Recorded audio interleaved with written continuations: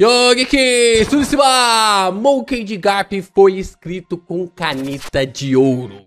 A sua história, a sua trama, todo o seu desenvolvimento até agora tem sido de uma forma perfeita. Um personagem problemático, mas ao mesmo tempo essa problemática pra cima dele é o que o torna tão interessante. Curioso por ser um D, mas ao mesmo marinheiro, mas não preso a nenhumas regras bizarras e malucas envolvendo ao governo mundial. Vamos então contar um pouco sobre a história do mito, da maior lenda da marinha, aquele que se tornou o maior marinheiro de todos os tempos em One Piece, depois da vinheta.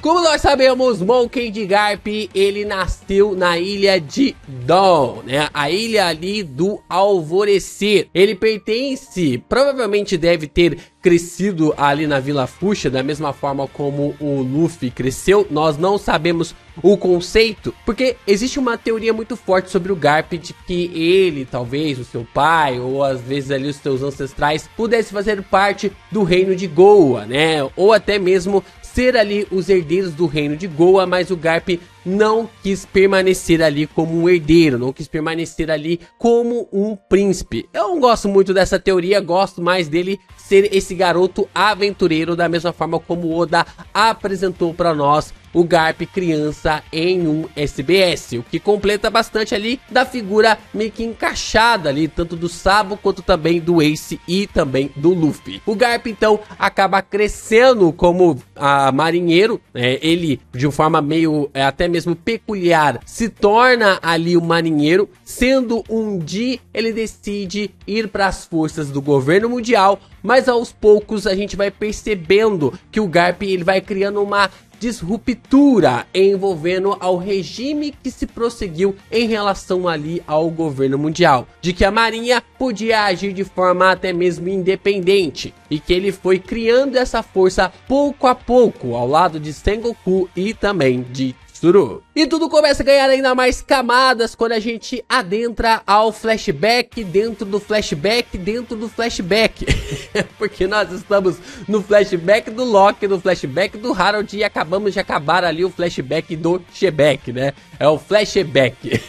E nesse flashback do Shebeck a gente observa o Garp falando ali para o Kong de que queria que os gigantes pertencessem à força da marinha, de que a força deles ligada à marinha poderia acrescentar um poderio enorme às forças lideradas por Monkey D. Garp, Sengoku e Tsuru. E até mesmo a Tsuru fica irritada ali, né, falando que se os gigantes unirem força com o Shebeck, a marinha não vai conseguir mais bater de frente com eles. O que denota que de uma forma que só o Garp carregava cerca de 60 a 65% desse poderio da marinha. Mas o fato é que tudo estava realmente sendo premeditado. O Garp estava querendo fortalecer a marinha para colocar paz ao mundo. Só que pouco a pouco o Garp foi entendendo que os conceitos, que o buraco onde ele havia se enfiado era muito maior do que ele imaginava. E é interessante esse percurso, porque não é um percurso ali preto ou um percurso branco. O percurso do Garp, a trajetória que o Garp decide trilhar é um caminho cinza, um caminho que ele sabe que é complicado, um caminho que ele sabe que é difícil, mas ele decide prosseguir para proteger aqueles que viriam e para proteger aqueles que estavam ao seu redor. Falando aqui sobre o nosso mito Monkey D. Garp, é importante você deixar o seu like, se inscrever aqui no canal e também compartilhar os nossos conteúdos por aí. É muito importante você continuar aqui compartilhando, divulgando, mandando aí para os seus amigos, para os seus colegas de internet que são fãs de One Piece, os nossos conteúdos, para que mais pessoas cheguem até o canal do Geek Brasil. Você ainda pode se tornar membro do canal, mandar o seu valeu e mandar o seu hypar, fortalecendo ainda mais os vídeos e propagando ainda mais os nossos conteúdos aqui no YouTube.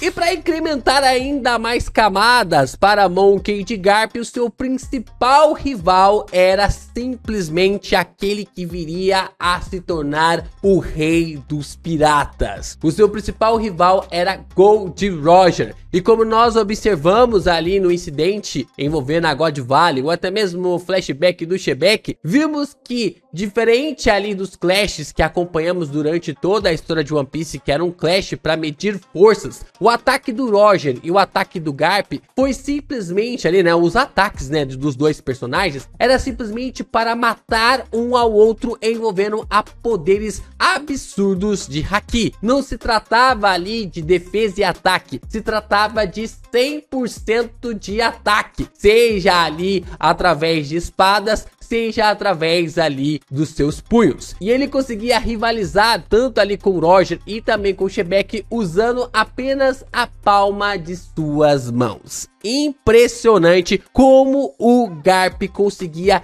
estar no topo do mundo sem utilizar nenhuma espada, sem utilizar nenhuma arma a mais. Era simplesmente a pura porrada revestida de Haki do armamento e Haki do conquistador.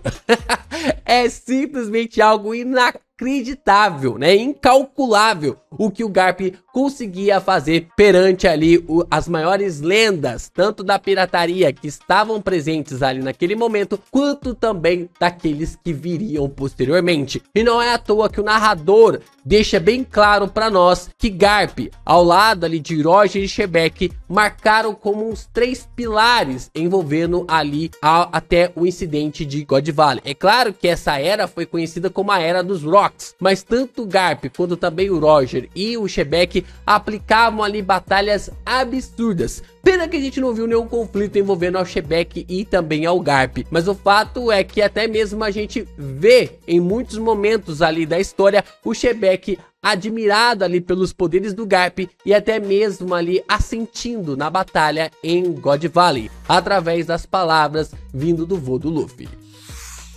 Garp era tão inacreditável que em God Valley o Garp foi capaz de botar pra correr Kaido, Big Mom, Barba Branca e Chique. 4 personagens que hoje nós teorizamos que sejam os 4 Yonkous originais que acabaram ali proporcionando esse império envolvendo a territórios no mundo de One Piece. E o Garp foi atrás de cada um deles ali e eles correram. Eu não estou dizendo que os 4 juntos não poderiam derrotar o Garp. Eu estou falando que os 4 juntos não poderiam aplicar um ataque para conseguir acabar com o Garp rapidamente. Isso já é um feito absurdo. O Barba Branca mesmo fala que se lutasse contra o Garp, eles prolongariam aquela batalha de forma ali muito tempo. Isso já é um feito absurdo. Não estou dizendo que os 4 juntos não conseguiriam derrotar o Garp, ou porque os 4 juntos fugiram ali do Garp, mas os 4 juntos não conseguiriam aplicar um ataque combinado para conseguir fazer com que o Garp fosse ali pelo menos nocauteado instantaneamente. O Barba Branca bate o olho no Garp, bota pra correr, porque ele sabe que não poderia vencer o personagem de forma até mesmo rápida. E aí, todas as falácias, todas as mentiras envolvendo ali os haters do Garp acabam caindo por terra, porque nós temos 2 pontos bem em comum aqui no incidente de God Valley. O primeiro ponto é que o Garp não sabia o que estava acontecendo no incidente. Ele era completamente ali nulo na situação. Ele veio a ficar sabendo e ficou indignado ali sobre o que estava ocorrendo, através dos Tenryubitos estarem massacrando ali os nativos da ilha. E outro ponto é que o Garp nunca havia encontrado um Gorosei. E quando ele encontra um Gorosei, o que ele faz? Qual que é a primeira atitude que ele faz? Ele dá um soco através ali do Saturno. É bem interessante isso, porque ele fala, né, com um sorriso, que é esse sorriso de que, nossa, eu nunca encontrei ali este cara. Eu nunca havia encontrado esse cara. E os marinheiros começam a tentar segurar o Garp, porque sabe que ele vai pra cima pra bater no cara, pra bater ele no Gorosei. E aí a gente consegue ver que no primeiro encontro que o Garp tem com o Gorosei, ele decide socar a cara do seu superior, socar a cara daquele que poderia ser o seu superior. Ele não tá nem aí, ele está tentando colocar juízo na cabeça das pessoas através ali dos seus punhos e das suas porradas. porradas. É claro que o Garp acabou dando um azar, que ele acabou encontrando o Saturno pela primeira vez através ali do poder das habilidades de Imu, possuindo ele. Mas se ele acaba encontrando os Gorosei outro dia, em outro momento, através ali de uma porrada sua, Saturno e qualquer outro ali tava muito, mas muito ferrado. E como eu falei pra vocês, o Garp acaba tomando a decisão de atacar o Gorosei Saturno e ainda por cima atacar Imu. Se juntando ali a 5 piratas, o Garp acaba tocando Imu-sama através das habilidades do Saturno. É bem interessante observar essa atitude do Garp. Mesmo ele sendo um marinheiro, ele tá colocando tudo ali na sua visão, envolvendo a um conceito de atingir essa escuridão que carrega a nomenclatura de justiça, que carrega ali essa justiça que é defendido pelos marinheiros. O que até mesmo o Roger acaba questionando na relação ali do Garp na base envolvendo a marinha. E tipo assim, como se fosse algo até mesmo, não como se fosse algo, né? Era algo extremamente complicado. Então o Garp acaba atacando Imu-sama e envolvendo as suas habilidades também no conceito ali com o Saturno. E é claro, o Garp acaba nos proporcionando um dos ataques mais absurdos do mangá ao lado de Gold Roger. Quando o Shebek acaba sendo possuído ali por Imu, todos os seus companheiros acabam meio que esvaindo, seja através ali de achar que ele os traiu, seja através ali dos conceitos de não conseguir entender o que estava acontecendo, não o que estava rolando, mas o Garp não deu para trás. O Garp ouviu a voz do Shebek pedindo para que ele acabasse o finalizando, e tanto o Garp quanto também o Roger assumiram a posição para acabar com aquela era que ficou conhecido como a Era dos Rocks. Nos spoilers atuais, a gente ainda ficou sabendo que o Garp ainda meteu o pé na porta da prisão, que acabou prendendo o Dragon, libertando e provavelmente dando a escapatória para que seu filho abrisse ali o exército revolucionário, né? Inaugurasse o exército da libertação e depois começasse o exército revolucionário. O Garp até nisso falou assim: não, ninguém toca no meu filho.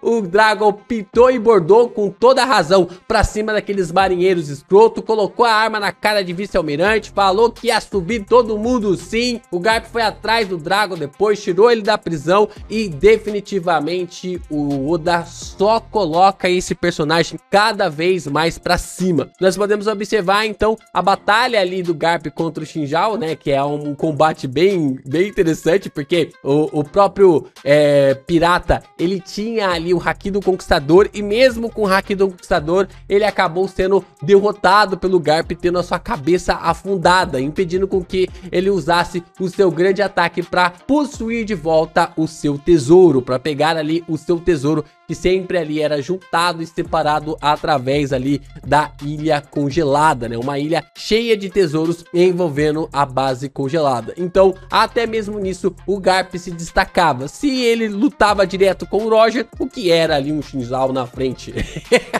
O que seria realmente um cara como esse na frente ali do Garp? Vendo que sua era estava passando, vendo que sua idade estava avançando, o Garp então começou a treinar outros personagens. Não porque ele queria, porque ele foi obrigado, mas ele começou a entender através ali do Kuzan de que ele poderia realmente modelar novos personagens através dos seus pensamentos, através dos seus ideais de como salvar ali pessoas. E ele passou a treinar, tornar até mesmo o Kuzan como seu pupilo. E é muito interessante no duelo deles em Hashinosu, como nós observamos a fala do Garp chamando ele de pupilo, de meu discípulo, e o Aokiji realmente reconhecendo que o Garp foi o seu mestre, falando: você treinou a pessoa que irá lhe derrotar. E aí o Garp fala: eu vou colocar juízo na cabeça do meu pupilo, né? E é uma coisa bem interessante esse reconhecimento entre os dois, o que pode ser a chama inicial para o espalhar ali da Sword. A gente vai falar desse ponto daqui a pouco. O fato também que Sengoku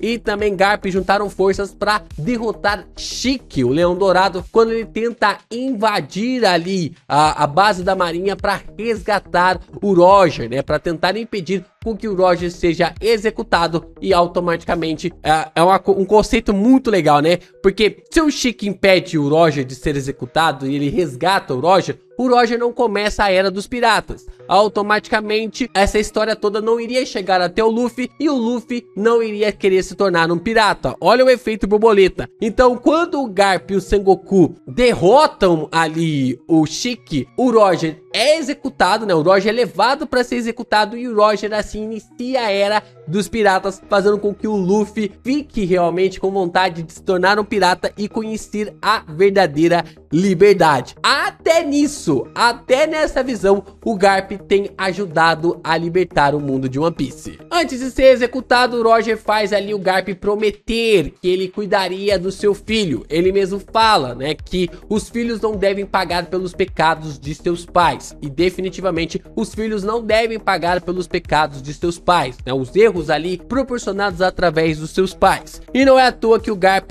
realmente reconheceu. Ele viu a dor e a luta da Rogue e permaneceu ao lado do Ace, cuidando, levando até a Vila Fuxa para que fosse criada ali pela Makino e também pelos demais membros da vila e sustentando totalmente o lugar. Assim, o Garp passou a ver o crescimento tanto do Ace quanto também do Luffy. Luffy acabou se tornando filho do revolucionário Monkey D. Dragon e Ace passou ali a ser o filho de Gold Roger, o rei dos piratas. Os dois personagens cresceram juntos através ali da base de serem como irmãos de tratamento ou irmãos ali de criação, colocando-se realmente ali nesse segmento para que o Garp se tornasse um baita vozão ali para os dois. Na visão assim do crescimento, Garp começa a entender que precisa realmente treinar ali uma nova geração. A sua idade está avançando ainda mais e aí ele pensa que deve treinar novos marinheiros.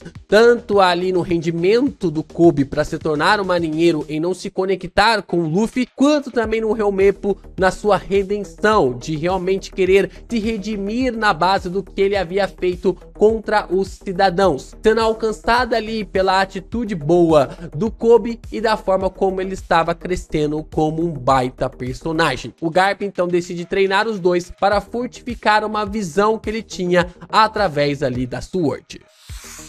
É muito interessante também ao ver ali ao longo do mangá tantas conversas do Sengoku com o Garp e toda vez que o Sengoku fala ali sobre as atitudes do Luffy, o Garp racha o bico de rir. Ah, o Luffy atacou Enies Lobby. Ah, o Luffy derrotou o Shichibukai. Ah, o Luffy acabou fazendo sei lá o que, enfrentou ali a marinha, invadiu o Impel Down. O Garp tá só rachando o bico, né? Ele tá realmente que se lasque tudo. Eu quero que o meu neto realmente ganhe esse grande destaque, né? Acabe ganhando esse grande destaque, o que deixa o Sengoku extremamente irritado. E o Sengoku até mesmo fala: o que raios tem de errado com a sua família, Garp? Seu filho é revolucionário e o seu neto virou um pirata, né? E aí ele dá mais risada ainda. É muito bom ver como o Garp ele é um excelente personagem nessa visão. Nós então vemos ali na guerra em Marineford o Luffy tentando salvar o Ace e o Luffy falando de forma direta ali para o Garp, né, para o seu vô, de que ele não vai conseguir lhe bater. Ele pede para o seu vô sair da frente porque ele não vai conseguir lhe bater. E aí o próprio Garp fala: se você não conseguir me bater, o Ace não vai ser salvo. Você não vai conseguir salvar o Ace, porque o Garp ele está numa perspectiva em um lugar que ele não pode ajudar o Ace. A gente vai falar dessa teoria daqui a pouco. E aí o que o Luffy faz então? Ele ativa ali a segunda marcha para dar um baita soco na cara do Garp. O Garp não reage, o Sengoku percebe e dessa forma o Garp toma um baita murrão ali do Luffy para que ele abra o caminho para libertar, para salvar ali o Ace. Nessa visão então nós temos o Garp não interferindo na batalha, não salvando o Ace de forma direta, porque ele sabia que, aí que entra a teoria, ele sabia que se ele se envolvesse, se ele estivesse ali de forma direta ajudando o seu neto e também o Ace a escapar, Imu iria intervir ali no incidente de Marineford e dessa forma marinheiros, muitas vidas iriam ser exterminadas. Então é aí que o Garp ficou entre a cruz e a espada. Ele ficou ali entre salvar o Ace e todo mundo morrer, ou Ace morrer e todo mundo ali continuar vivendo as suas próprias vidas. Então o Garp ele pressentiu que algo muito terrível poderia acontecer naquele incidente, assim como ocorreu em God Valley. Por isso que ele ficou no estado em que ficou. Mas se o Sengoku não tivesse segurado ele, ele teria pulverizado a cara do Akainu, do Sakazuki, isso confirmado até mesmo pelo próprio Oda.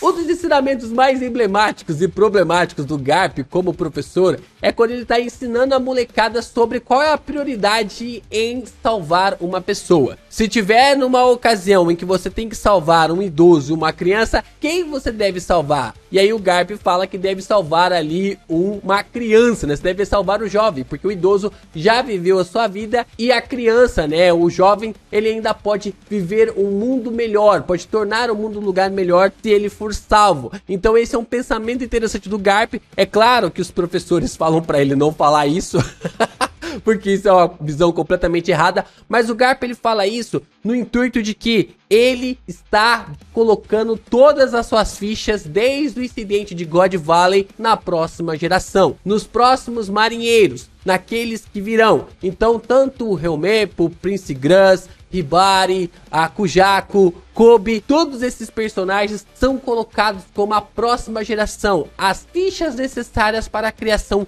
de um novo sistema que vai proteger o mundo. E esse novo sistema é a Sword. Eu não sei se é proposital ou não, mas tudo aponta para que Garp seja mesmo o fundador da Sword, juntamente ali com o Drake, Prince Grush, Kujaku, Helmeppo, Hibari e também o Kobe. Outros personagens provavelmente vão ser revelados ali, como o Smoker ou até mesmo a Tashigi, também pertencendo a Sword, né, para poder atacar ali piratas ou até mesmo Yokos de forma mais livres, né, com mais liberdade. Mas o fato é que esses personagens têm essas características e essas bases envolvendo ali a pertencerem a Sword, o grupo criado ali pelo próprio Garp. Nós então observamos esse grande ataque do Garp e a Hashinosu juntamente com a Sword para resgatar o Kobe e ficar ali à prisão, ficar preso ali através das artimanhas do bando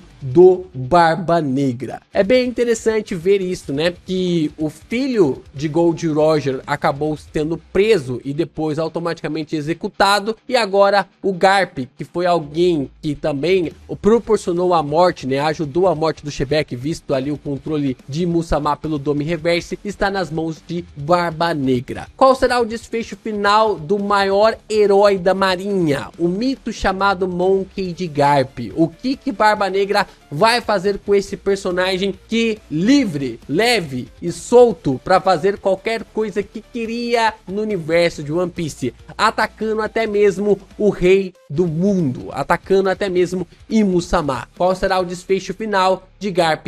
Essa é a nossa questão para esse mito.